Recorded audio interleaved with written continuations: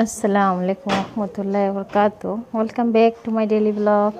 কেমন আছেন আপনারা সবাই? আশা করি সবাই ভালো আছেন। আজকে নতুন আরেকটা ঘোরাঘুরির ভিডিও নিয়ে চলে আসছি। এটা হচ্ছে ঈদের দ্বিতীয় দিন ছিল।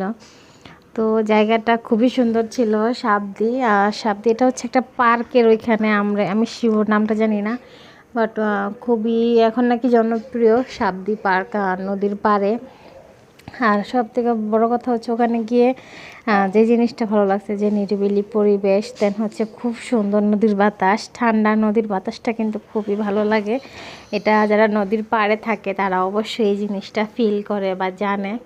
যেহেতু আমরা পানি বা হচ্ছে যে নদী থেকে অনেক দূরে থাকি, তো আমরা হচ্ছে যে এরকম বাতাসটা অনুভব করা আমাদের জন্য খুবই মানে মজার বা আনন্দের একটা জিনিস।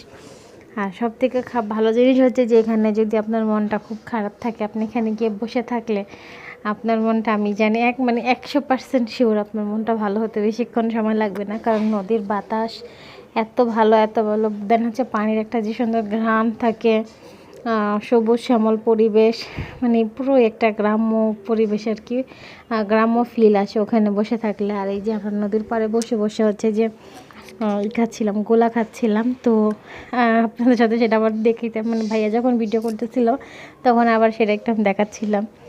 আর গোলাটা ওখানে বসে খেয়ে তো মানে অন্যরকম একটা ফিলিংস কাজ করতেছিল। এখানে হচ্ছে বেশিরভাগই ফুচকার দোকান অনেকগুলো, যেটা আমরা যে পার্ক আছে ওইখানকার পাশেই বসেছিলাম।